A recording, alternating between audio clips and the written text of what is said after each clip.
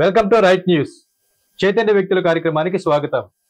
ఈనాటి కార్యక్రమంలో పాల్గొనడానికి మనతో ఉన్నారు తిరుపతి పార్లమెంట్ భారతీయ జనతా పార్టీ కిసాన్ మోర్చా అధ్యక్షులు, యువకులు, సమరాజకీయాలకి ప్రథమ ప్రాధాన్యత ఇస్తున్నటువంటి తిరకాల మోహన్ బాబు గారు.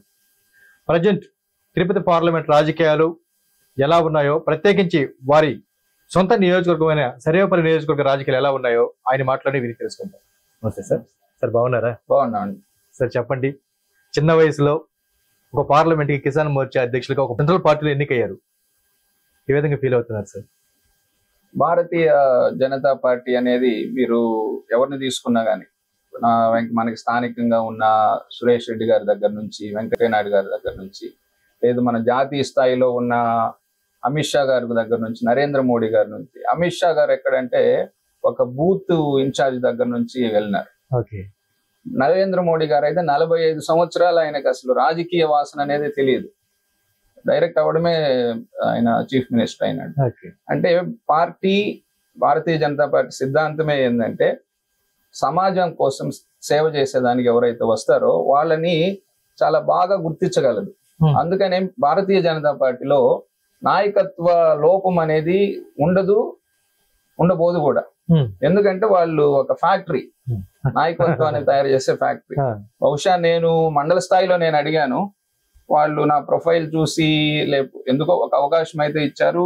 జనరల్ సెక్రటరీగా ఉన్నా మొదట కిసాన్ మోర్చాకి. తర్వాత అప్పుడు ఉన్న తిరుపతి జిల్లా అధ్యక్షులు దయాకర్ రెడ్డి గారు, ఆయన యువకులు, నాకన్నా 5 సంవత్సరం చిన్నవాళ్లే.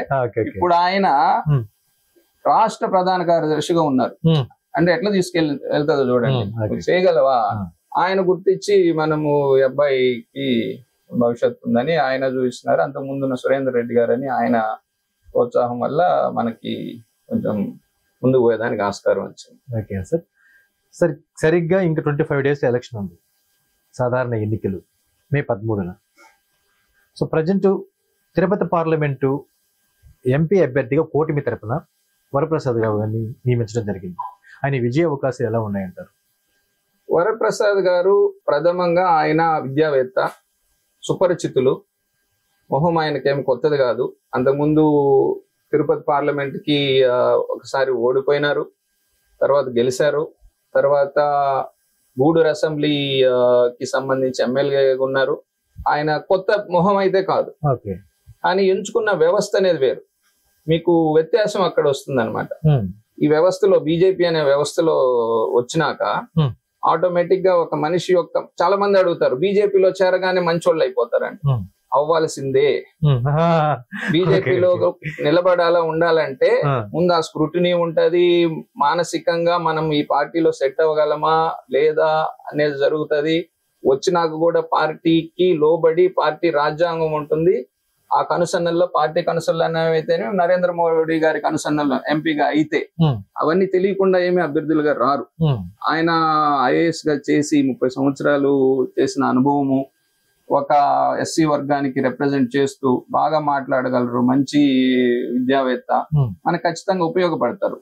కానీ మీరు నన్ను అడగచ్చు, అంతకుముందు వైసీపీలో ఉన్నారు కదా, ఇప్పుడు చాలా మంది కడిగిన ముత్తిమ అవుతారంటే కడిగిన ముత్తిమే అవుతారు. బీజేపీలో కడిగే తీసుకుంటారు ఆటోమేటిక్ గా. ఇప్పుడు మీరు ఉదాహరణకు ఈయన జయశంకర్ గారు ఉన్నారు, ఎక్స్టర్నల్ అఫైర్స్ మినిస్టర్. అంతకుముందు కూడా ఉన్నారు ఆయన, కానీ ఇక్కడికి వచ్చినాక ఎట్లా అయినారు? ఇప్పుడు అజిత్ దోవల్ గారు ఉన్నారు, దోవల్ గారు ఇప్పుడు ఎలా అయినారు? సో మొత్తానికి ఆ స్క్రూటినీలో ముందు పరిశీలన చేసి కడిగిన ముత్యంగా మార్చుకున్న తర్వాత పార్టీలోకి తీసుకోవడం జరుగుతుంది పెద్దలు అంటున్నారు. ఓకే, ఇంతకీ ఆయన విజయ అవకాశాలు ఎలా ఉన్నాయి అంటారు? విజయ అవకాశాలు మెండుగా ఉన్నాయండి.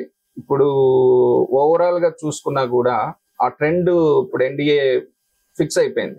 బీజేపీ గవర్నమెంట్ రావడం తథ్యం, అది ఫిక్స్. సో మేము ఒంటరిగా పోయి మా ఆనందాన్నో లేకపోతే మా సంతోషాన్నో భారతీయ జనతా పార్టీ కూటమిలో కొంతమందితో కాకుండా, పాత మిత్రులు అయితే ఎవరున్నారో అది కూడా వాళ్ళకై మళ్ళీ మేము కలుస్తాము అనే వాళ్ళని దగ్గర చేసుకొని, రాజకీయాల్లో అంటారు కదా అట్లా మనకేముంది, రాజకీయంగా కొన్ని కారణాల వల్ల లేని అలిగేషన్స్ చేయడం వల్ల మేము కరెక్ట్ గానే ఉన్నాము, ఇట్లా వచ్చినాయి, మనల్ని కాన్ఫిడెన్స్ లోకి తీసుకోలేదని ఆ రోజు సపరేట్ అయినారు. అది కూడా టీడీపీ నుంచి వచ్చింది, అలా సపరేట్ అయింది. ఈ రోజు కూడా పవన్ కళ్యాణ్ గారు టీడీపీగా మొత్తం పెద్దలు అందరూ కలిసి రావాలన్నారు.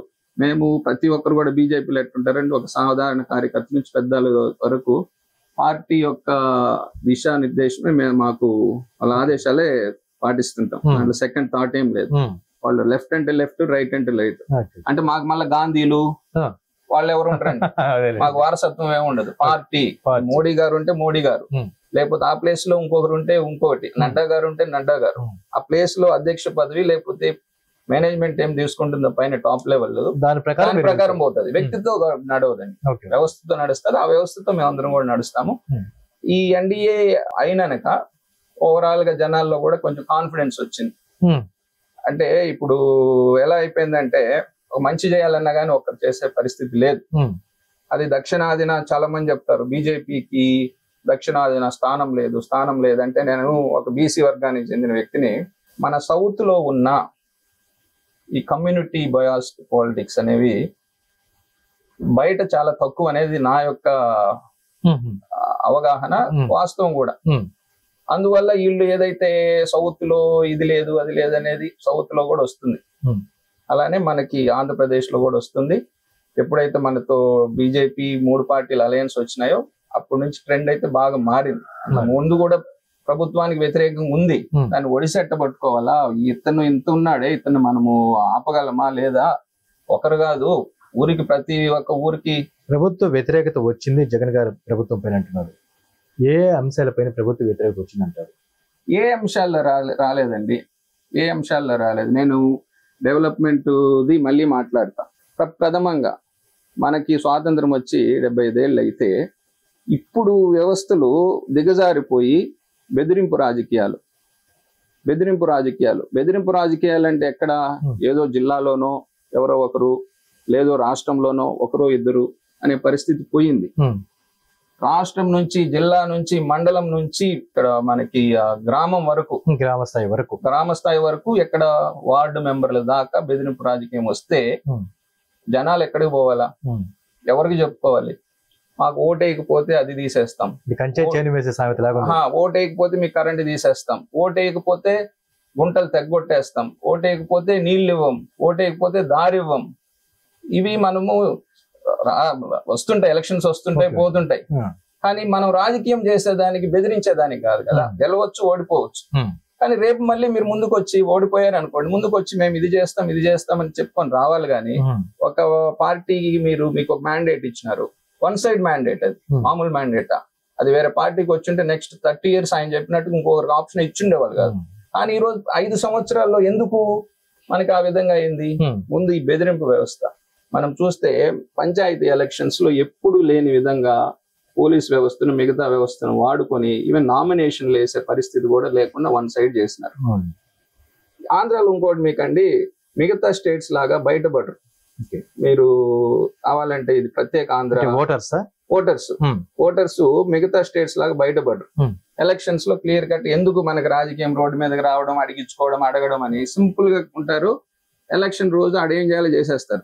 ఉదాహరణకి కాంగ్రెస్ సపరేట్ స్టేట్ అయినప్పుడు అసలు అనుకోవాలి, ఎక్స్పెక్ట్ చేయాల. ఇది కాంగ్రెస్ ఏం చేశారు? 0 చేసినారు. దాని మీద రోడ్డు మీదకి రాలా, మాకు స్టేట్ పోతుందని. ఒక రకంగా చెప్పాలంటే మనం ఒక బానిసత్వంలోనే ఉన్నాం, స్టేట్ కూడా కొట్లాడలేని పరిస్థితి. కానీ అది ప్రూవ్ చేసేసారు, మా స్టేట్ దూరం చేసినారు, మాకు అన్ని వసతులు లేకుండా చేసినారు, మీకు మేము చూపిస్తామని. అట్లనే తర్వాత చంద్రబాబు నాయుడు గారు కూడా సరే ఈయనకు ఒక అవకాశము, ఆయన కొన్ని రాజధాని కంప్లీట్ కాకపోవడము, వచ్చే అలిగేషన్స్ ని క్లియర్ కట్ గా చెప్పలేకపోవడం అయితేనేమి, ఇప్పుడు రాజధాని అన్నారు, దాన్ని చూసారు చంద్రబాబు గారిని కూడా బయట పంపించడం జరిగింది. సో అదే పరిస్థితుల్లో ప్రజెంట్ వైఎస్ఆర్ కాంగ్రెస్ పార్టీ ప్రభుత్వం పైన విసిగి వేసారిపోయిన ప్రజలు దీన్ని బయట పంపుతారంటారా? దాదాపు ఫిక్స్ అయినారండి అనేది నా యొక్క అభిప్రాయము. ఆ దాదాపు మైండ్ సెట్ అదే ఉంది. అంటే మూడ్ ఆఫ్ ద అవర్ అంటారు కదా, మూడ్ ఆఫ్ ద అవర్ చాలా సైలెంట్ గా ఉంది. తుఫాను వచ్చే ముందు ఎంత కామ్గా ఉండాలో అంత కామ్ గా ఉంది. వీళ్ళు వైసీపీ వాళ్ళు ఏమో నాకు తెలిసి ఫ్రస్ట్రేషన్ లోనో, నేను గ్రామ స్థాయి రాజకీయం చెప్తున్నా, మరి వీళ్ళకి పెద్దలు కాకాని గారు కానీ లేకపోతే జగన్మోహన్ రెడ్డి గారు వీళ్ళకి ఆదేశిస్తున్నారా బెదిరింపు రాజకీయాలు చేయమని నాకు అర్థం కావట్లేదు. కానీ వీళ్ళు గ్రామ స్థాయిలో అయితే బెదిరింపు రాజకీయాలు చేస్తారు. ఓకే సార్, నేను అక్కడికే వస్తున్నాను. మీరు సర్వేపల్లి నియోజకవర్గ ప్రాంతానికి చెందిన వ్యక్తి, మీ సర్వేపల్లిలో బెదిరింపులు ఈ విధంగానే ఉన్నాయా అధికార పార్టీ నుంచి? నేను మా మా పంచాయతీలో ఉందని చెప్తున్నా నేను. మీరు సర్వేపల్లి అంతా అక్కర్లేదు, మా పంచాయతీలో పక్క పంచాయతీలోనూ ఈడే ఉంది. మీరు చూసారు ఇప్పుడు ఇక్కడ పక్కన కోడూరుకి చెందిన ఒక రైతు యొక్క రొయ్యల చెరువులు తగ్గొట్టేస్తారు. కారణం ఏదైనా ఉండొచ్చు, కొంచెం పంట పండించుకొని రైతు ఎవడైనా ఉండొచ్చు, ఏ పార్టీకి చెందిన వ్యక్తి అయినా ఉండొచ్చు, అలాంటివి. తర్వాత మనం ఎలక్షన్స్ చూసాం. ఎలక్షన్స్ లో ఏమైంది, నామినేషన్ వాళ్ళు వేసుకునే పరిస్థితిలో లేదు, ఎదిరించి చాలా మందిని వేయనీయకుండా వన్ సైడ్ గా జరిగింది. తర్వాత గెలిచాక ఏం చేస్తున్నాం, ఇప్పుడు మళ్ళీ వాలంటరీ వ్యవస్థ అనే వ్యవస్థను ఒకటి తీసుకొచ్చి ప్రతి ఒక్కరు వాళ్ళు ఏం చేస్తున్నారు, అసలు వాళ్ళ మైండ్ ఏంది అంటే చదివేస్తారు. ఊర్లలో చాలా సింపుల్ కదా, ఎవరు ఏం చేస్తున్నారు అని చాలా ఈజీ. ఒకరు వాళ్ళ inside information, out side information, ఇదేంది, ఈ బలం ఏంది, బలహీనత ఏంది ఈజీగా తెలిసిపోద్ది. టౌన్లలో కష్టం కానీ పల్లెటూరులో చాలా ఈజీ. అది తెలుసుకొని దాన్ని మీకు ఇది చేస్తాము, అది ఇవ్వము, ఇది కట్ చేస్తాము, అది కట్ చేస్తాము అంటే పాపం ఏం చేస్తారు, చాలా వరకు భయపడి ఉన్నారు. ఆ భయం అనేది వాళ్ళు ఎక్కడ తీర్చుకుంటారు, ఓటు రూపంలో. ఓటు ఖచ్చితంగా వేరే ఏ విధంగా వాళ్ళు వ్యక్తపరుస్తారు. మొత్తానికి మీ ప్రాంతంతో పాటు సర్వేపల్లి నియోజకవర్గ వ్యాప్తంగా కూడా ఇదే బెదిరింపులు ఉన్నాయని అనుకోవచ్చు. సర్వేపల్లిలో ఇలానే ఉన్నాయి, రాష్ట్రం అంతా కూడా ఇలాగే ఉన్నాయి అనుకోవచ్చు. ఓకే సార్, ఇంతకీ సర్వేపల్లిలో సుదీర్ఘ అనుభవం కలిగినటువంటి నాయకులు సోమిరెడ్డి చంద్రమోహన్ రెడ్డి గారు ఒకవైపు, మీ కూటమి వైపు, ప్రజెంట్ వ్యవసాయ శాఖ మంత్రి కాకాని గోవర్ధన్ గారు ఒకవైపు ఉన్నారు. ఇద్దరి మధ్య పోటీ ఎలా జరుగుతూ ఉంది, అలాగే ఫలితం ఎలా ఉండే అవకాశం ఉంది? పోటీ మొదటైతే చాలా అప్పుడు రిపోర్ట్స్ అయితేనేమి, గతాన్ని నెమరు వేసుకుంటున్న కొన్ని జరిగిన పొరపాట్లు అయితేనేమి, మొదట్లో సోమిరెడ్డి గారికి లేదు అన్న వాతావరణం అది క్రియేట్ అయిందా, వాస్తవమా క్రియేట్ చేశారా, ఆయన పేర్లు లిస్ట్ లో రాకపోవడం అయితేనేమి, అది ఒక ఎంతగా వెనక ఓవరాల్ గా ఏంటంటే సోమిరెడ్డి గారు ఈసారి కష్టము అనే వాతావరణంతో మొదలైంది. ఈ రోజు చాలా వరకు మీరు కింది స్థాయిని చూస్తే, మీరు మీటింగ్ లో కూడా అబ్జర్వ్ చేయండి, బయాస్డ్ గా చేయొద్దు. ఏదో నేను కూటమి లేదా మీరు మీడియా బయాస్డ్ గా కాకుండా మీరు జనరల్ గా వాళ్ళ వీడియోస్ అన్ని తెప్పించుకొని చూస్తే మీకే అర్థమైపోతుంది వాళ్ళు ఎలా వస్తున్నారు. వాలంటరీగా వస్తున్నారా, ఫోర్స్ చేసి వస్తున్నారా, ఇక్కడ స్థానికంగా ఉన్న సర్పంచ్లు అయితేనేమి, నాయకులు అయితేనేమి వాళ్ళని బెదిరిస్తే ఆడదాకా వస్తున్నారా, వాళ్ళు వాలంటరీగా వస్తున్నారా, నైట్ 9-10 దాకా నాయకుడు ఉంటే నాయకుడు వెనకుంటున్నారా, లేకపోతే 6 గంటకి ఇంటికి ప్రయాణం అవుతున్నారా, ఇవన్నీ మీరు జస్ట్ ఓవరాల్ గా చూస్తే మీకు అర్థం అవుతుంది. నేను కూడా తిరుగుతూ ఉన్నాను. అంటే మీరు అంటున్నది తెలుగుదేశం పార్టీ గ్రాఫ్ బాగా ఉందంటారా? అంటే కూటమికి, సోమిరెడ్డి గారికి ఉందని అనిపిస్తుంది. అది కూడా ఎప్పుడైతే ఈ అలయన్స్ అనేది సెట్ అయిందో అప్పటి నుంచి ఓవరాల్ గా మారింది అనేది మా ఉద్దేశం. అంటే మీరు తిరిగి అడగచ్చు, మీకు అంత నంబర్ ఉందా అంటే, మాకు అంత నంబర్ ఉండక్కర్లేదండి. ప్రతి గ్రామానికి ఉన్నాం, ఒకరిద్దరు ఉన్నా ఖచ్చితంగా ఉన్నాము, కాన్ఫిడెంట్ గా ఉన్నాము. మా శక్తి అంతా మేము వండర్స్ చేస్తాం లేదు. సో ప్రజాక్షేత్రంలో ఇంత తక్కువ సమయంలోనే వైఎస్ఆర్ కాంగ్రెస్ పార్టీ పైన మీ సర్వేపల్లి నియోజకవర్గంలో అంత పెద్ద వ్యతిరేకత రావటం గల కారణం ఏంటి? మెయిన్ ఇదేనండి, ఎవరి గెలుపు అనే మాట దగ్గర నుంచి ఓటమి అనే దిశ దాకా జారిపోవడం. ఇప్పుడు అదేనండి చెప్పేది, బెదిరింపు రాజకీయాలు ఒకటి, 2 అభివృద్ధి అంటున్నారు. నిజంగా అభివృద్ధి చేస్తున్నామా, మనం అభివృద్ధి చెందుతున్నామా అనేది 2.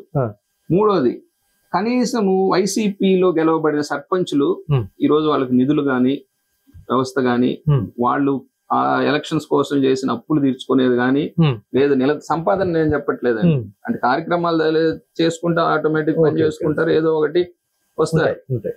వాళ్ళు ఈ రోజు వాళ్ళ సొంత పనులు కూడా వాళ్ళు చేసుకునే పరిస్థితి లేదు. వాలంటరీ వ్యవస్థ అనే ఒక వ్యవస్థను తీసుకొచ్చి, వ్యవస్థ నేను ఎప్పుడు కూడా వ్యవస్థ అనేది తప్పు ఉండదండి, దాన్ని నడిపించే దాంట్లో నాయకత్వంలో పొరపాటు జరుగుతాయి. అదే వాలంటరీ వ్యవస్థను అద్భుతంగా చేసుకోవచ్చు సర్వీసెస్ గా. నువ్వు బెదిరించకు, అదే వ్యవస్థ ఏమవుతుంది, సర్వీస్ వైపు తిప్పేస్తే నీకు ఆటోమేటిక్ రిజల్ట్స్ ఉంటాయి.